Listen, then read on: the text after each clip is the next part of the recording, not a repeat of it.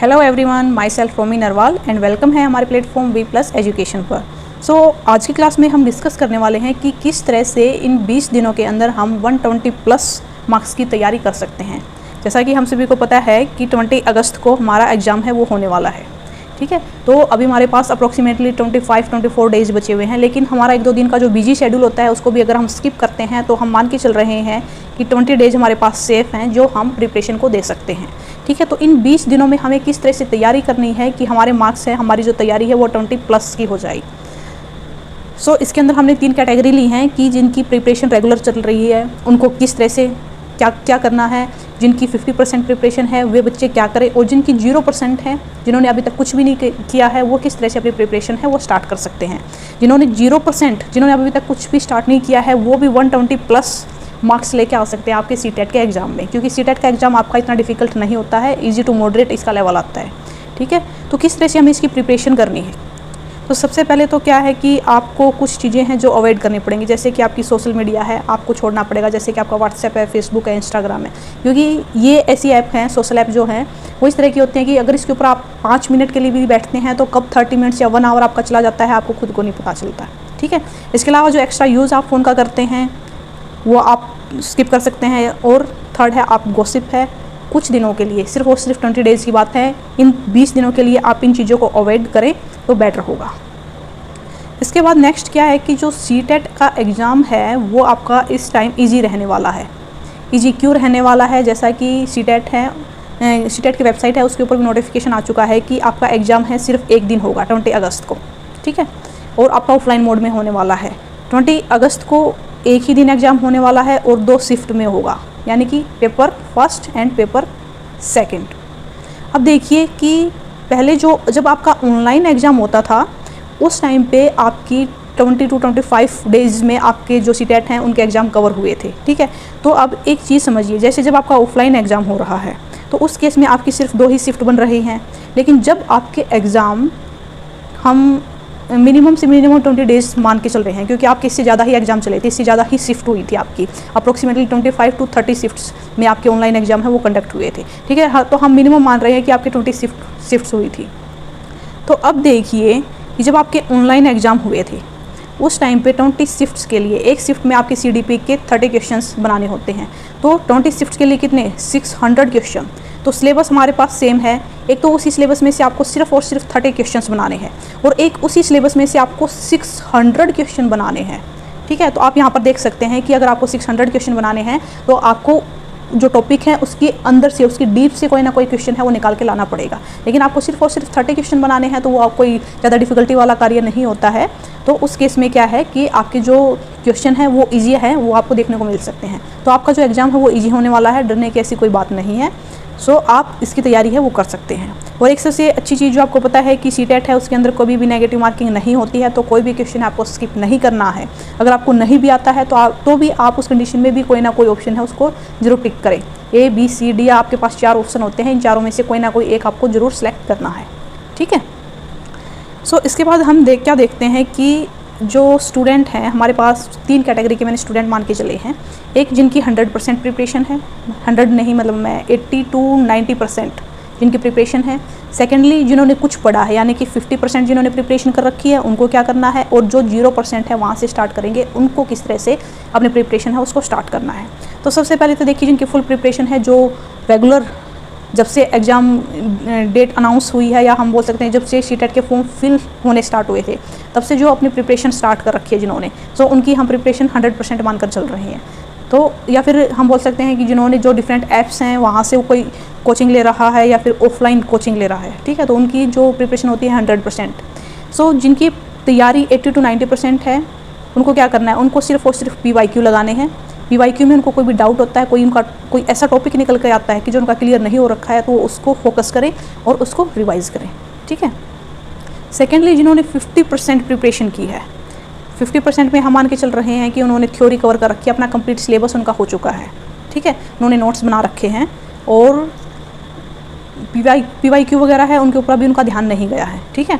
जिन्होंने 50% कर रखी है उनको क्या करना है, टू बी कवर्ड, क्या चीज़ें उनको कवर करनी है। तो सबसे पहले तो उनको PYQ लगाने हैं, क्योंकि थ्योरी वो कंप्लीट कर चुके हैं, ठीक है। सो थ्योरी कंप्लीट होने के बाद उनको ये पता लगाना है कि उन्होंने कितना पढ़ा है और कितनी उनकी नॉलेज है। सो उसके लिए उनको सबसे पहले PYQ लगाने पड़ेंगे। हाँ, एक चीज़ है कि उनको जो नहीं करनी है मॉक टेस्ट। मॉक टेस्ट अगर आप ना लगाएं तो बेस्ट है, क्योंकि जो हमें आइडिया आता है मोस्ट ऑफ वो हमारे PYQ से आ जाता है। मॉक टेस्ट क्या होते हैं, कई बार आपका डिफ़िकल्ट मॉक टेस्ट भी अगर आपके सामने आ जाता है और आपके मार्क्स कम आ जाते हैं तो उस कंडीशन में जो बच्चे का कॉन्फिडेंस लेवल है वो लो हो जाता है। सो आप फोकस करें PYQ ओनली पर, ठीक है, क्योंकि PYQ आपके पास इतने सारे अवेलेबल हैं। आपको पता है कि 2021 और 2022 में जो एग्ज़ाम हुए थे वो आपकी 22-25 शिफ्टों में हो रखे हैं, तो आपके पास इतने सारे PYQ अवेलेबल हैं, तो आप मॉक टेस्ट की तरफ ना जाएं, ठीक है। इसके बाद क्या है कि इंपॉर्टेंट टॉपिक जो PYQ में जिन टॉपिक से ऐसे क्वेश्चन आ रखे हैं और वो टॉपिक आप इस टाइम पे करना भूल गए हैं, तो आप क्या करें, PYQ से जो भी आपके सामने इस तरह का कोई भी टॉपिक आता है उसको नोट डाउन कर लें, उसकी एक लिस्ट बना लें और इसके बाद उन टॉपिक्स के ऊपर आप स्टडी करें, ठीक है। सो जिनकी 50% प्रिपरेशन है वो इस तरह से अपनी तैयारी है उसको कवर कर सकते हैं। इसके बाद हम लेके चल रहे हैं कि जिनकी प्रिपरेशन 0 है, जिन्होंने अभी तक कुछ भी स्टार्ट नहीं किया है, 0 से जो स्टार्ट करना चाहते हैं, ठीक है। सबसे पहले तो मैं बता दूं कि उनको जो प्रिपरेशन करनी है सिर्फ और सिर्फ उनके को नहीं, मतलब जो भी प्रिपरेशन कर रहा है उसको सिर्फ और सिर्फ 18 अगस्त तक प्रिपरेशन करनी है, ठीक है। क्योंकि जब भी आप किसी भी चीज़ की प्रिपरेशन करते हैं तो आपके माइंड की एक कैपेसिटी होती है नॉलेज को गेन करने की। सो आप 18 अगस्त तक आराम से पढ़िए, दबा के पढ़िए, ठीक है। 19 अगस्त को आप अपने माइंड को फुल रेस्ट दीजिए और 20 को आराम से अपना एग्ज़ाम दे के आइए, ठीक है। आपका एग्ज़ाम डेफिनेटली काफ़ी अच्छा होने वाला है। सो इसके लिए आप जब आपकी प्रिपरेशन 0% है तो उस केस में आप क्या ट्रिक अपना सकते हैं। तो सबसे पहले आप क्या करेंगे, कोई भी एक PYQ उठा लीजिए। आप जो PYQ उठाएं वे आप 2016 से लें, क्योंकि इससे पहले के जो PYQ हैं, जो सिलेबस तो चेंज नहीं हुआ है, लेकिन जो क्वेश्चन पूछने का जो पैटर्न है ना, पैटर्न चेंज होता रहता है। सो मोस्ट ऑफ प्रोबेबली आप 2016 या 17 से जो एग्ज़ाम हुए हैं, 17 में आपका कोई एग्ज़ाम नहीं हुआ था CTET का, सो 2016 से जो आपके PYQ हैं आप उन्हीं को उठाएं। इससे पहले वाले हैं उसको आप स्किप कर सकते हैं, ठीक है, क्योंकि जो क्वेश्चन पूछने का पैटर्न है वो चेंज होता रहता है। सो 2016 से लेकर अब तक का कोई भी एक PYQ जो प्रीवियस ईयर क्वेश्चन पेपर है आप वो उसको उठाइए और उसको अटेम्प्ट कीजिए सबसे पहले। ये हम क्यों करते हैं, ये हम करते हैं डायग्नोस्टिक टेस्टिंग के लिए। ये एक तरह के ऐसा इवेल्युएशन होता है, जैसे कि कई बार जो टीचर है वो भी अप्लाई करता है कि जब फर्स्ट टाइम आप क्लास में जाते हैं और जो टॉपिक आप पढ़ाना चाहते हैं उसके बारे में बच्चों से कुछ क्वेश्चन पूछते हैं, बेसिक से क्वेश्चन, और बच्चे उसका आंसर कर रहे हैं या नहीं कर रहे हैं, उससे आपको आइडिया आ जाता है कि बच्चों को उस टॉपिक के बारे में कितनी नॉलेज है और आपको स्टार्ट कहाँ से करना है। आपको बिल्कुल 0 से स्टार्ट करना है, आपको 10% से स्टार्ट करना है, आपको 30 से स्टार्ट करना है, ठीक है। सो उस आइडिया को लेने के लिए हम क्या करते हैं, सबसे पहले डायग्नोस्टिक टेस्टिंग करते हैं। सो आप अपनी करेंगे सबसे पहले डायग्नोस्टिक टेस्टिंग एक PYQ लगाकर। सो यहाँ से आपको आइडिया आ जाएगा कि आपके उस PYQ में 50 मार्क्स आए हैं, 60 आए हैं, 70 आए हैं, कितने मार्क्स आपने अटेन किए हैं। इसके बाद क्या है कि उससे आपको आपके वीक और स्ट्रॉन्ग पॉइंट्स हैं उनका आइडिया लग जाएगा कि कौन से सब्जेक्ट में आपके मार्क्स कम हैं, कौन से में आपके मार्क्स अच्छे हैं, ठीक है। So weak and strong point हैं उनको आप नोटिफाई कर लेंगे। तो इसके बाद क्या करेंगे आप, सबसे पहले देखिए जो CTET है, आपको पता है कि मोस्ट ऑफ जो CTET के अंदर जो सबसे ज़्यादा चीज़ पूछी जाने वाली है वो है आपकी पेडागोजी। तो सबसे पहले आप पेडागोजी वाला पोर्शन उठाएंगे। तो पेडागोजी का पोर्शन किस तरह से, सबसे पहले आप ना कभी भी अब इस टाइम पे, क्योंकि अब हमें जो तैयारी करनी है वो सिर्फ और सिर्फ 20 डेज़ में करनी है, तो इस टाइम पे आप कोई भी ऐसी बुक परचेज ना करें जिसके अंदर काफ़ी कुछ लिखा हुआ है और आपको उसको पढ़ने में काफ़ी टाइम लगने वाला है। सो इस टाइम में बेस्ट है कि आपके पास यूट्यूब पे इतनी सारी वीडियोज़ मिल जाएंगी जिसके अंदर आपकी कंप्लीट CDP इन 1 क्लास आपको मिल जाएगी, ठीक है। जो छोटे छोटे टॉपिक्स वाली वीडियो होती हैं उनको भी आप ना उठाएं, उनको भी आप स्किप करें तो बेटर है, क्योंकि जो एक ही, या तो हम इसको मैराथन बोल सकते हैं। और इसके अलावा ये सेम जैसे कंप्लीट CDP है, मैंने अपने चैनल पे भी डाली हुई है, 1.5 आवर की ये वीडियो है मुश्किल से, ठीक है। सो इस टाइम पे क्या है कि आप सिर्फ इस तरह की वीडियो ही देखें जिसमें आपकी सारे का सारा जो सिलेबस है वो एक ही वीडियो के अंदर कवर करवा दिया गया हो। जैसे मैंने CDP की है वो अपने चैनल में डाली हुई है, हिंदी पेडागोजी भी मैं डाल चुकी हूँ। 1 या 2 दिन के अंदर मैं इंग्लिश और मैथ वाली पेडागोजी की वीडियो है वो भी डाल दूँगी। हिंदी पेडागोजी आपकी सिर्फ और सिर्फ 30 मिनट्स की है, आप उस वीडियो को देख लेंगे तो आपकी हिंदी पेडागोजी 15 मार्क्स की आती है, 15 आउट ऑफ 15 आपको आ जाएंगे, ठीक है। इसी तरह से कंप्लीट CDP मैंने डाली हुई है, 30 मार्क्स की आती है, 30 आउट ऑफ 30 नहीं तो आपके 27-28 मार्क्स आराम से आपको CDP में से आपको मिल जाएंगे, ठीक है। सो आप जो कंप्लीट वीडियो है या मैराथन वीडियो है, मैराथन में क्या है कि आपकी 4 से 5 घंटे तक की मिलती हैं, ठीक है। सो इस टाइम पे मोस्टली जो वर्किंग वूमन होती हैं उनको इतना टाइम नहीं होता है कि वो 4 से 5 घंटा एक वीडियो को देख सकें। सो उनके लिए सिर्फ और सिर्फ 1.5 आवर की 1.5 घंटे की वीडियो है, आप उसको देख सकते हैं। साथ में इस वीडियो की जो PDF है वो मैंने अपने टेलीग्राम चैनल है उसके ऊपर भी डाल रखी है, आप वहाँ से उसको डाउनलोड करके PDF को प्रिंट आउट निकाल के वहाँ से पढ़ सकते हैं। ठीक है, वीडियो देखें, साथ साथ उस PDF का प्रिंट आउट निकाल के जो मेन पॉइंट्स हैं उनको हाईलाइट करते रहें। आप इस तरह से कर सकते हैं, आपका टाइम है वो डेफिनेटली सेव होगा। ठीक है, सो आपको सबसे पहले पेडागोजी के ऊपर ध्यान देना है। आप हिंदी पेडागोजी, मैथ, इंग्लिश, ठीक है, इस तरह की जो पेडागोजी है वाले सब्जेक्ट हैं आप उनको कवर करेंगे। सबसे पहले फोकस रहेगा आपका पेडागोजी पर, क्योंकि पेडागोजी आपकी 90+ मार्क्स में आती है। जैसे इसके बाद मैथ के साथ आपका साइंस सब्जेक्ट होता है, तो 15-15-30, ठीक है, और 30 मार्क्स की आपकी ये CDP। तो यहाँ से आपके 90 मार्क्स हैं ओनली पेडागोजी से बनते हैं। अब पेडागोजी को अंडरस्टैंड किस तरह से किया जा सकता है? पेडागोजी को समझना बहुत ही आसान है। बहुत सारे लोग हैं जिनको यही नहीं पता होता है कि पेडागोजी होती क्या है। तो मैं बता देती हूँ कि जो art and science of teaching की शिक्षण का पढ़ाने की जो कला होती है उसी को हम बोलते हैं पेडागोजी। सो इसके अंदर जो मेन फोकस होता है, पेडागोजी के जो क्वेश्चंस आते हैं वो लर्नर सेंटर्ड होते हैं। अगर आपका कोई क्वेश्चन है और उसके अंदर आपसे मतलब कुछ भी पूछा गया और उसमें से आपको बस ये देखना है कि कौन सा ऑप्शन आपका लर्नर सेंटर्ड है, वही आपका आंसर होगा। ठीक है, इसके बाद जब हम हिंदी और इंग्लिश में बात करते हैं लैंग्वेजेस में, तो उसके अंदर आपको कोई भी ग्रामर है वो नहीं करनी है। ग्रामर है उसको आप हाथ नहीं लगाएंगे। जैसे आप कहीं संधि में चले जाएं, आपकी जो संज्ञा सर्वनाम है, आपको कुछ भी ऐसा नहीं पढ़ने की ज़रूरत है, क्योंकि सीटेट में इनमें से कुछ भी नहीं पूछा जाता। इंग्लिश है, इंग्लिश में आर्टिकल, नाउन, प्रोनाउन कुछ भी आपको नहीं पढ़ना है, क्योंकि देखिए हिंदी और इंग्लिश में 15-15 नंबर की तो आपकी पेडागोजी आती है, और जो बाकी के 15 मार्क्स जो बचते हैं उसमें क्या होता है। सो सपोज कीजिए हिंदी आपकी लैंग्वेज फर्स्ट है और इंग्लिश आपने लैंग्वेज सेकंड चूज़ कर रखी है, तो सबसे पहले उसके अंदर आपका आएगा एक गद्यांश और एक पद्यांश। ठीक है, इसके अंदर क्या है कि आपका एक पैराग्राफ दिया होता है, उसमें से आपको कुछ 7 या 8 आपसे क्वेश्चन पूछे जाते हैं और उनके आंसर आपको देने होते हैं। सो इनको हम अनसीन पैसेज भी बोल सकते हैं। सो अनसीन पैसेज है, उनको किस तरह से सोल्व करना है, उनकी ट्रिक क्या होती है सोल्व करने की, इसके ऊपर मैं एक स्पेशल वीडियो डालने वाली हूँ।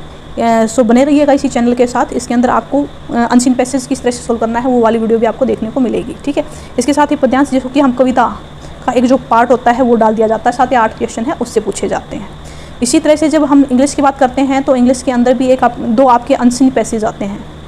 ठीक है, अगर आपने लैंग्वेज सेकंड इंग्लिश चूज़ कर रखी है, अगर आपने लैंग्वेज फर्स्ट इंग्लिश और हिंदी को सेकंड चूज़ किया है तो आपका अपोजिट हो जाएगा। लैंग्वेज फर्स्ट है उसके अंदर आपको एक प्रोज और मतलब आपका एक अनसीन पैसेज एंड प्रोज हैं, ये देखने को मिलते हैं। लेकिन लैंग्वेज सेकंड है उसके अंदर आपको दोनों पैसेज टाइप में मिलेंगे। सो बेटर होता है कि जब भी आप चूज़ करें तो आपको हिंदी है उसको लैंग्वेज फर्स्ट चूज़ करना बेटर हो, आपके लिए रहेगा। ठीक है, सो यहाँ से आपके कितने कवर हो गए? आपके हो गए हैं 120 मार्क्स कंप्लीट। 90 मार्क्स की हमारे पास पेडागोजी थी, 30 मार्क्स हम अनसीन पैसेज हैं यहाँ से हमारे, सो टोटल हो गए हमारे पास 120 मार्क्स। सो 120 मार्क्स का की जब आप प्रिपरेशन कर लेते हैं तो वहाँ से आपको क्या एक कॉन्फिडेंस लेवल है वो आपका बढ़ जाता है। ठीक है, सो इसके बाद क्या करेंगे, स्टेप 3। जैसे कि हम बात कर रहे हैं CDP हमने कंप्लीट कर ली है, हिंदी इंग्लिश की पेडागोजी हो चुकी है, उसके साथ ही उसकी अनसीन पैसेज होते ही हिंदी और इंग्लिश कंप्लीट। ठीक है, इसके बाद पेपर फर्स्ट की बात करते हैं तो पेपर फर्स्ट में EVS आती है आपकी 60 मार्क्स की। सो 60 मार्क्स में EVS की आपको बहुत सारी मैराथन क्लास हैं वो देखने को मिलेंगी, किसी भी चैनल की आप मैराथन है उसको उठा के देख सकते हैं। पेपर सेकंड में आपका या तो मैथ एंड साइंस या फिर आपकी सोशल स्टडीज़ और सोशल साइंसेज हैं। सो 15-15 नंबर में आती हैं, ये आप अपने टाइम की अवेलेबिलिटी के अकॉर्डिंग देख सकते हैं। ठीक है, अगर आपके पास टाइम है तो आप इन पोर्शन है उनको डीपली पढ़ सकते हैं, अदरवाइज आप इनको स्किप कर सकते हैं। स्किप का अर्थ ये है कि मतलब इसके अंदर जो क्वेश्चन आते हैं वो आपके इतने ज़्यादा डिफिकल्टी लेवल के नहीं आते। आपने जो पढ़ रखा है उसमें से 1 या 2 क्वेश्चन तो आप ऐसे इजीली सोल्व कर लेते हैं। आपको पता होता है डायरेक्ट फॉर्मूला अप्लाई करना होता है मैथ के अंदर और आपका आंसर है वो निकल आता है। सो आप डायरेक्ट ओनली फॉर्मूले देखकर भी जा सकते हैं, तो उससे भी आपके मैथ के सारे क्वेश्चन है वो ईजिली बन जाएंगे। ठीक है, अगर किसी केस में आपके 5 या 7 क्वेश्चन ऐसे रह भी जाते हैं जो आपको नहीं आते हैं, तो आप उसमें से कोई भी एक ऑप्शन पकड़ के ABCD या उसमें से कोई भी एक ऑप्शन पकड़ के सबको फिल कर सकते हैं। आपको स्किप नहीं करना है, आपको फिल सारे के सारे करने हैं। ठीक है, इसके बाद जो लास्ट है कि ये सारे के सारे करने के बाद जब आपका सिलेबस कंप्लीट हो जाता है तो लास्ट में आप क्या करेंगे, PYQ लगाएंगे, प्रीवियस ईयर क्वेश्चन पेपर। ठीक है, सो इस तरह से आप अपनी प्रिपरेशन है उसको कर सकते हैं। सो इस तरह ये प्रिपरेशन है, इसको कंप्लीट करने के लिए किस तरह का time table TT time table हम बना सकते हैं। तो एक कंप्लीट टाइम टेबल भी मैं इससे नेक्स्ट वाली वीडियो में देने वाली हूँ। अगर आपको अच्छा लगे तो आप उसको फॉलो कर सकते हैं। वो टाइम टेबल इस तरह से बनाया गया है कि जो वर्किंग वूमेन होती हैं, जो एक दिन में सिर्फ 2 या 3 घंटे ही अपनी स्टडी को दे सकती हैं, वो भी उस टाइम टेबल को फॉलो कर पाएंगी और अपना जो सीटेट वगैरह है उसको ईजिली क्वालिफाई कर सकती हैं। आज की वीडियो में इतना ही। अगर वीडियो आपको अच्छी लगी हो, इन्फॉर्मेटिव लगी हो, तो लाइक एंड सब्सक्राइब कर दीजिएगा और बने रहिएगा मेरे चैनल में, क्योंकि इसके अंदर आपको सारी की सारी मैराथन में नहीं बोलूँगी, क्योंकि मैराथन आपकी ज़्यादा लंबी हो जाती है, 4 से 5 घंटे की, जो शॉर्ट फॉर्म में कंप्लीट सिलेबस और शॉर्ट फॉर्म में आपको देखने को मिलेगा। आपको PDF अवेलेबल रहेंगी टेलीग्राम चैनल पर फ्री ऑफ कॉस्ट। आप वहाँ से पढ़ सकते हैं, उनका प्रिंट आउट निकाल के वहाँ से हाईलाइट कर सकते हैं चीज़ों को। ठीक है, आज के लिए इतना ही। Thank you so much.